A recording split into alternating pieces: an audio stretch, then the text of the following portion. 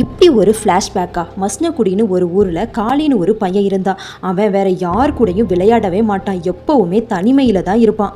இவனுக்கு வேற விஷயத்துல தான் ஆர்வம் இருந்துச்சு. நாளடைவில் அந்த ஆர்வம் அதிகமாகிக்கிட்டே போணுச்சு. ஒரு நாள் பார்த்தீங்கன்னா அவனோட அப்பாவுக்கு தெரியாம ஒரு குடத்துல ஏதோ மறைச்சு வச்சுட்டு இருக்கிறத அவங்க அப்பா பார்த்துடுறாரு. அவங்க அப்பா என்னடான்னு போய் கேட்டு அந்த குடத்துக்குள்ள பார்த்தா அந்த குடம் ஃபுல்லா முடியா இருக்குது. இது யாரோடதுன்னு கேட்குறாரு. அவன் சொல்றான், இது என்னோட ஃப்ரெண்டோடதுன்னு. யாருடா அந்த ஃப்ரெண்டு? அந்த ஃப்ரெண்டு கிட்ட என்ன கூட்டிட்டு போன்னு சொல்ல அந்த பையன் ஒரு காட்டுக்குள்ள ஒரு வீட்டுக்கு கூட்டிட்டு போறான். அங்க போய் பார்த்தா 2 பொண்ணை கொலை பண்ணி போட்டிருக்கான். உங்க அப்பா பையனோட முகத்தை பாக்குறாரு. அவன் மூஞ்சில பதட்டமே இல்ல. இவனுக்கு ஏதோ மனநிலைமை தான் பாதிக்கப்பட்டிருக்குன்னு நினைச்ச அவங்க அப்பா பையனுக்கு எந்த பிரச்சனையும் வந்துடக்கூடாதுன்னு அந்த 2 பொண்ணுங்களையும் ஒரு இடத்துல புதைச்சிடறான். அதை ஒரு ஆளு பாத்துறான்.